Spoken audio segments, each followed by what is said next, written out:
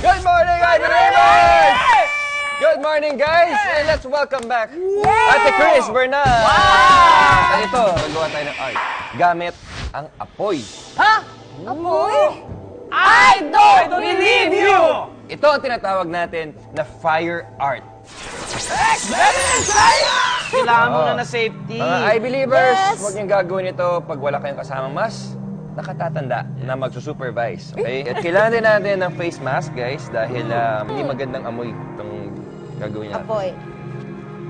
Bilang apoy. Okay, ito mga Para mas kailangan natin for this experiment. Okay? First, kailangan natin ng kahoy, Ahoy! nail polish, Nail polish eh. and lighter.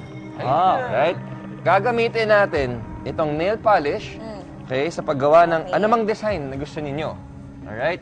And then, pag ready na ang design ninyo, sisindihan natin ang nail polish using the lighter. Alright? Kapalan pa. Kailangan Kapalan. medyo makapal ang nail polish, and then pwede nyong gamitin ang brush sa pag-spread. Ito na nga lang yung akin.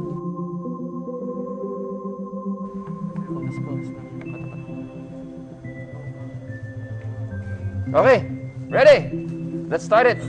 Let's start with Kuya Rodfield. Sige, sindin mo na ang iyong... Wow, ang laki niyan. Nako.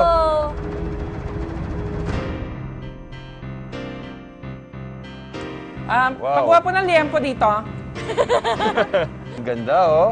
Ako pa. Galing, ah. Alab. Yun. Galing ah! So, araw Lutong, nga siya. lutong araw. Araw, dahil Oh, mainit. galing, ah. Maapoy, araw. Galing, galing, Diba, galing, Punek? galing. Ako naman. May iba pa siyang kulay eh. Naligyan ko ng konting design. Totoo na yan.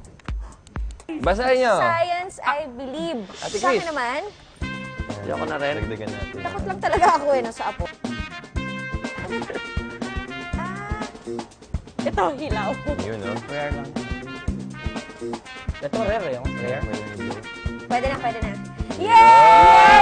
Ang ganda naman ng puso mo. Violet. Yes! Nag-aalab na puso. Para kanina yung puso mo. Para kay Jesus.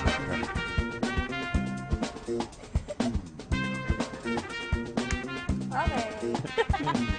Langatan natin ang ating finished product. Yes! Parang footprint. Good job, guys. Thank you. Galing natin! Woo!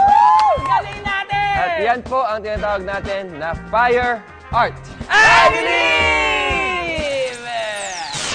Ang nail polish ay isang uri ng lacquer o pampakintab na ginagamit para lagyan ng kulay ang mga kuko. Ito ay karaniwang gawa sa nitrocellulose na tinunaw sa organic solvent at pigments o pampakulay. Ang nitrocellulose at solvent ay parehong flammable. Kaya nang sindihan ang mga nakadrawing na nail polish, umapoy ito.